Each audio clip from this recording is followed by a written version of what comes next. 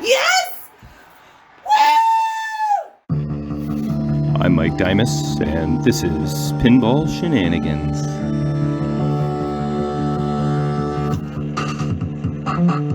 Okay, I've made it back down in the basement to make some more progress on Whitewater.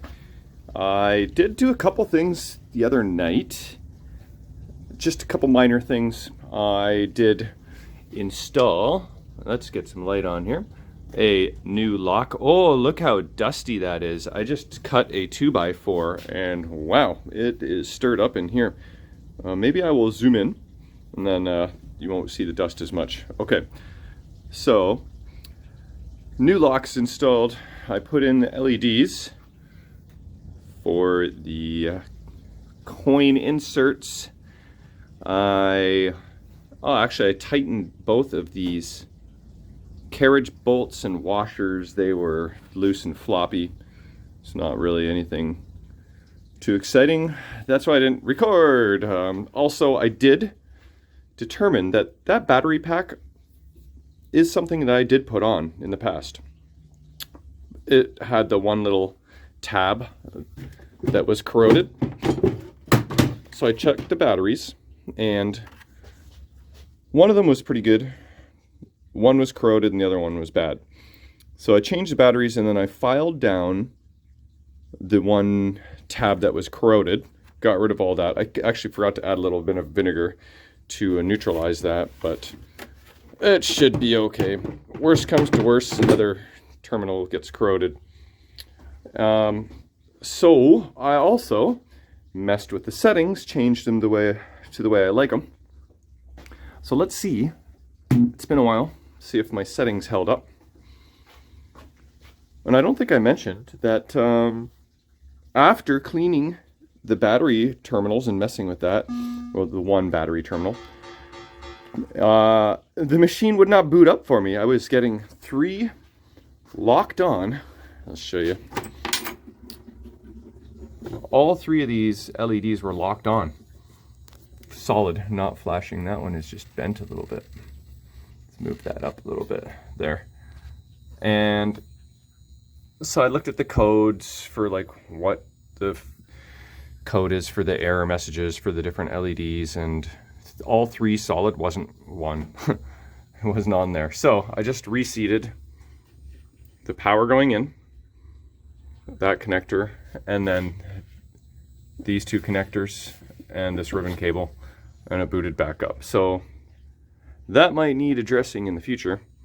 Just noticing this bridge rectifier here is a little bit crooked, so maybe somebody has worked on that in the past. That's a flipper board, so I'm not really sure what's going on there. But yeah, so let's see. If the start button is flashing, then that means my settings held up, because that means it should be on free play. So I'm not going to start a game, but yeah, so I just changed the settings, turned minimum volume override off, free play, I put it to 1 extra ball, I put it to a couple other things I forget. So I messed with the settings. Okay, there's many things I got to remember. Okay, so Arcade Crusade, been watching his restoration of Whitewater, and it's amazing how similar some of the cosmetic stuff that we were doing is. He went with all clear rubbers as well, and it's funny, he went alternating white and blue in the whirlpool, and I went alternating white and blue in the river. But you know what he did do? He did change this to a blue flasher dome, and I'm probably going to do that because I have a blue flasher dome in my coin box, and I don't see any other reason why I would have ordered it other than to put one here, I guess. Or maybe I thought it would stick it in a mountain if the mountains... Oh, there's another thing. I just ordered a set of mountains. Over $300 shipped and all that. As long as I don't have to pay duty and customs on top of that, so... And, did I tell you, I also ordered mirror blades. Not mirror blades, art blades. The Brian Allen ones. They're going to be amazing. And I inquired about the lost plastic or missing plastic or whatever it's called. And the reproduction one that goes here and looks good. Arcade Crusade did that, and I had it on my mental list, and I was thinking, maybe I won't bother because you're probably not even going to be able to see it. But then I saw that he did it, and it looked good, so he said Drano made them, so I messaged him, and we'll see if he is in fact making them, and grab one of those as well. I also reached out to Judge Dredd on eBay, and I have ordered myself the Skull Mountain mod with the light up eyeballs and the 2 raft set. I had those before in a previous Whitewater. They're both awesome. So with color DMD, I think that's going to amount to about, well, say color DMD is like 600. The mountains, that's 9. Art blades, 11. These mods, 12, 13. Oh, and then a Marco order. Okay, so in the short order of time, I've probably spending around $1,500. And that does not even include new ramps. Okay, that's another thing that I have to do while I'm down here. Mike Wong has some used ramps, and I told him I would let him know ASAP if I want them. So I have to check, how is my whirlpool? It's like, it's bad. It's like duct taped, almost looks like asbestos tape. It's so old and crusty and nasty. Mike's whirlpool here is a little bit warped, so I'm gonna have to determine what is the lesser of 2 evils, because I'm pretty convinced that I'm not going new ramps, and I'll just get the Mantis protectors and the Cliffy protectors, and I'll protect the protectors if I have to. So I need to check on the couple ramps that I have and that he has, compare, see if I want to grab his used ones off him. The lesser of 2 evils, like I said. So I got to do that. Also, I noticed in Arcade Crusade that I missed a rubber. Look at that. He put an orange one here, and I was like, wait a minute, I don't remember removing a rubber from there. So, mental note, I got to do that. These black rubbers here, I was just going to leave because, I don't know, they're probably never going to break, and if they do, it's not a big deal. I was initially going to do that, but I don't know, maybe I will pop them off and throw in some clears there. You'll never see them, but I guess it's just preventative maintenance more than anything else, so that if they do break, then I don't know, it's pretty easy to access though. If they ever broke, just pop off a mountain and deal with that. Wouldn't be a big deal. Okay, so is there anything else? Rubbers, maybe change these LEDs, change this to blue, check on my ramps, and oh yep, there's one more thing. I knew I was forgetting something. Okay, someone, I have to remember his name, I can't remember right now, sent me a couple tips about Whitewater when he saw that I was working on it. And he said that Glidden Blazer Blue is a perfect match for Whitewater, like head and cabinet touch-ups. Oh, on a side note, Mike Wong also has an entire set of cabinet decals that he wants to know if I want to buy. I've never done them. I don't have the space or the room or the tools to do them, so I'm probably not gonna buy them, but maybe I should, just to have them with the machine for a potential future owner.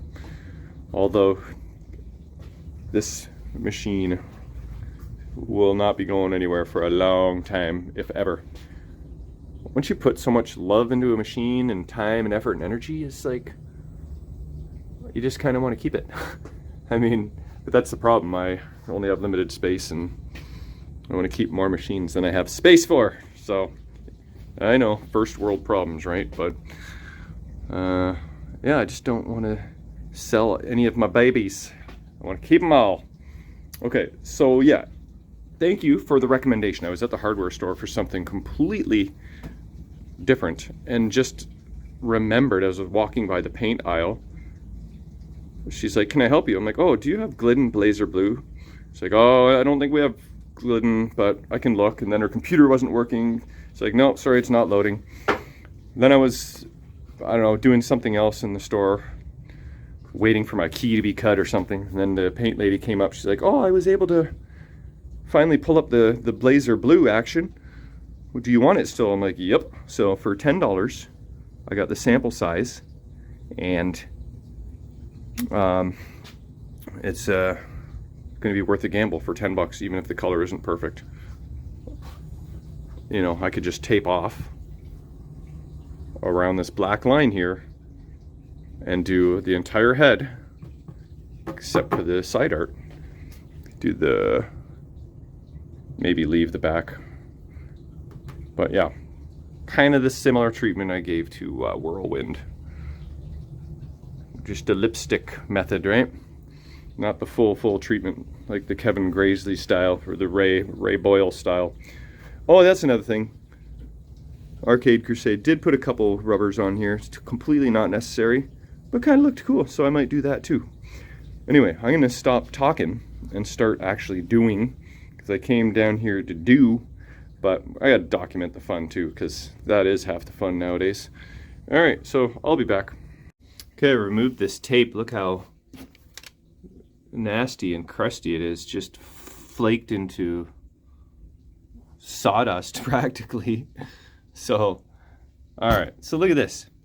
See this sort of dent here? It's kind of the same thing that I saw in Mike's photo. So maybe that dent on his isn't such a bad thing after all. Like, I've got a crack here for sure. Is that it? I mean, it's hard to really tell. Pretty much just that. So maybe if his doesn't have a crack, I might be inclined to get that one, or just kind of clean up this shit all over the place and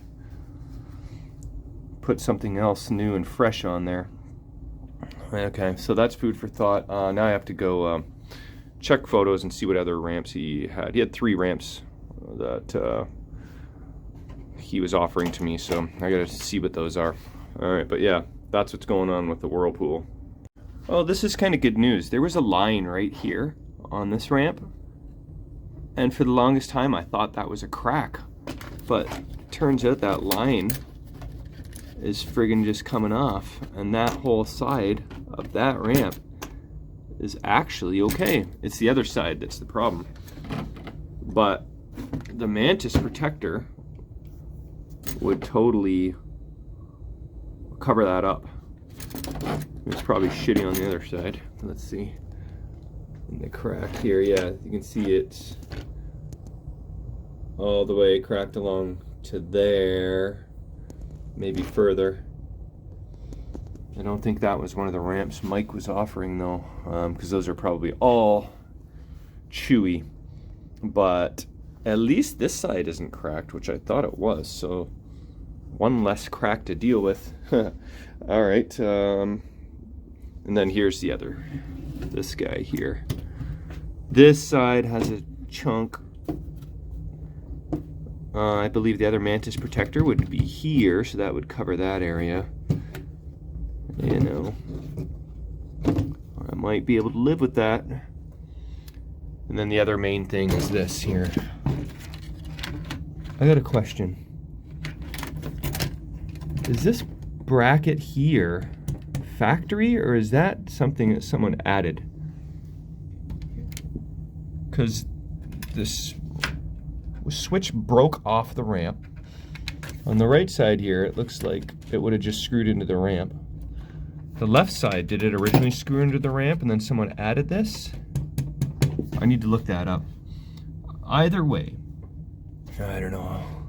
I think I could possibly fix that up with some Lexan or something, maybe reinforce it. That's going to be the biggest issue I'm going to have if I want to go with the old ramps. So I think those are the main issues, main concerns. I haven't looked at the subway yet. I'm going to have to pull that out. Anyway, okay. Ramp analysis complete. Now I got to go check some photos. All right, just pulled up photo here. This is Little Shop of Games. This is actually where I got my boulders from. you can see that there's no metal bracket in that area of that ramp. So that was added. But maybe I can work with that bracket.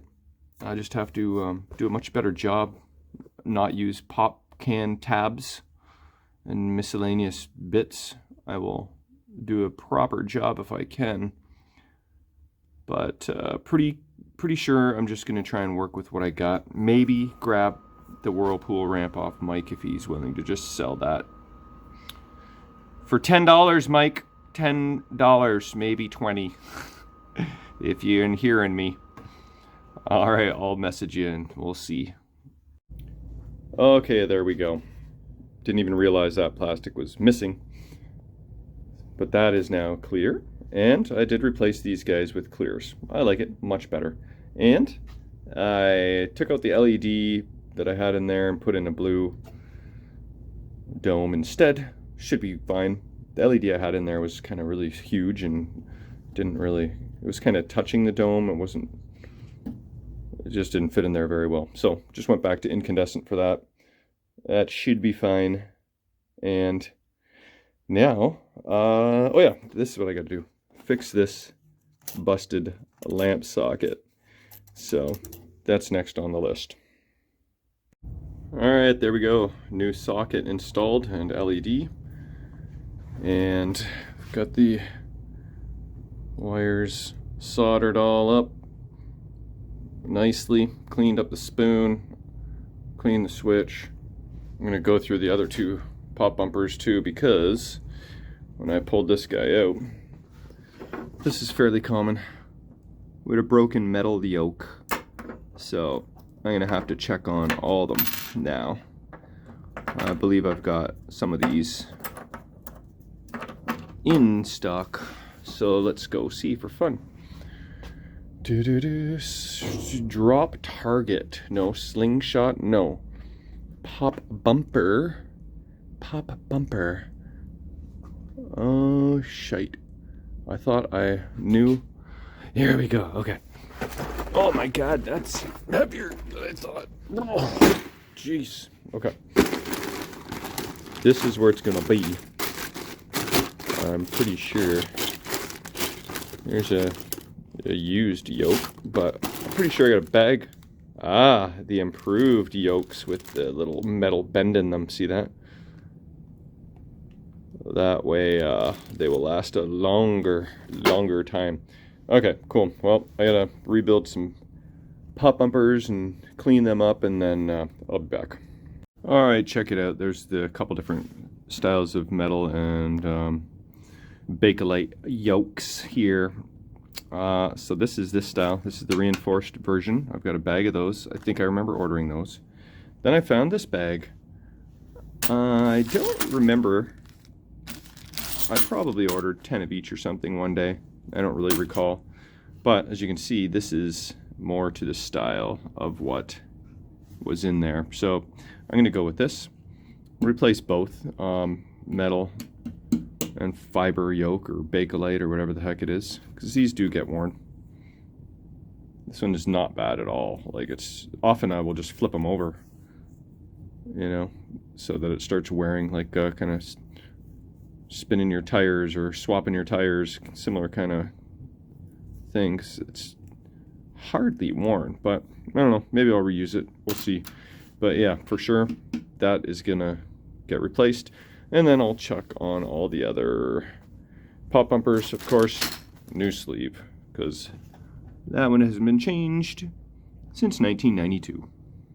All right, there we go. Pop bumper number 1. Nice and shiny. Oh yeah, spoon's all cleaned up. Switch, and then once it's installed, then I will adjust the switch. Make sure it's nice and sensitive. But don't bother adjusting that switch until it's all assembled. That's what I've learned anyway. All right, I'll pop back in after I've done all 3 pop bumpers. Pop bumper number 2 just needs a good cleaning. Its yokes are okay. And a new sleeve, of course. And yep, moving on to number 3 after this. All right, pop bumper number 2 is good to go. So, ran into a small little hiccup. In order to access pop bumper number 3's last nut there, can you tell I had to remove the subway? But I had to do that anyway, so might as well have done it now. So this will give me opportunity to clean up all that crap now. And oh, look at this, I just realized. Okay, right, let's see if I can show you here. There's a piece of plastic right there on the other side of that screw. So that used to be part of the subway, and this screw was missing entirely. So that subway on the left side here was completely floating in the air. It was not actually secured to anything. So to remove the subway, all I did was remove this one screw and this connector, of course. So have a look. This is 30 years of traveling down the subway. But there, that's my chip there. Well, I guess if I find a screw or something that can somehow work here, because I'm not sure, I'd have to slip a nut on this side maybe. If I can get a nut on this side and a screw on the underside, then I can secure that side. Either that or buy a new subway. So we'll see if I can make this one work. If not, then I've got options.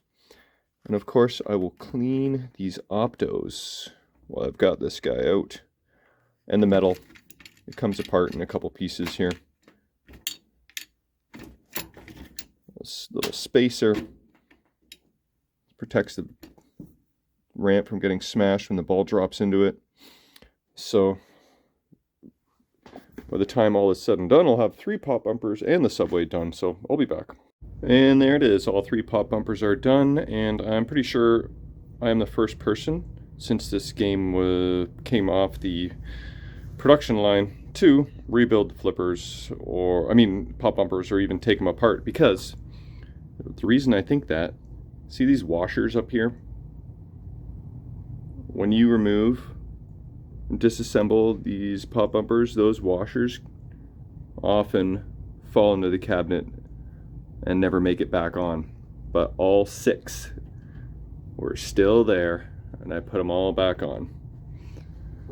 And while I had the subway out, check it out. Isn't that much better? Let's angle it like that. Remove the PCB for the Whirlpool LEDs and cleaned up that area as well. So I'm going to move on to cleaning the subway now, and I'm talking with Mike Wong. Made an offer on the cabinet decals and the 3 used ramps, so we'll see what he says. We've been going back and forth a little bit. So I might end up buying cabinet decals, so who knows, we'll see. Yeah, so here's some of today's shrapnel. The old dome, 3 sleeves, a couple of rubbers from the post, a bad lamp socket, and 1 bad metal yoke. Alright, time to clean this guy up. I could actually, if I really wanted to, maybe add a piece of Lexan to this and drill a hole in it. That's a thought. We'll see what I end up doing. Alright, the subway cleaned up fine and dandy.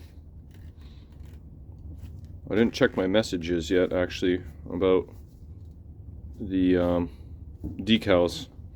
I'll have to keep you updated on that. But before I put that in the machine and reassemble things, I've got the opto, this guy cleaned up, opto's cleaned, and we're in switch test, so let's see if it works. Yeah, Whirlpool exit. Okay, wanted to make sure that was all good before got my finger right over the opto there, and then voila. Okay, now safe to reassemble that. And then might wrap it up pretty soon because Jamie's Bengals made the playoffs and their game starts in about half an hour. So I'm gonna check out that action. So we'll be wrapping up soon, but it's been a pretty nice little dent in the machine so far. Okay, I got a new strategy. I removed the Upkicker there. Can maybe clean that area a little bit better now. And this is what it looks like. Oh, actually, this I just left like so. I can unscrew it from there if I want to throw in a new sleeve, which I may do. Probably will do, but at least I can clean that up. Why are you blurry? Oh, I think I remember something on Arcade Crusade. He said that there's a flipper coil that on the left side you want to change to a certain number. I gotta write that down on my list. Actually, I'm gonna do that now so I don't forget. He didn't use the FL1129, so that's left flipper coil question mark.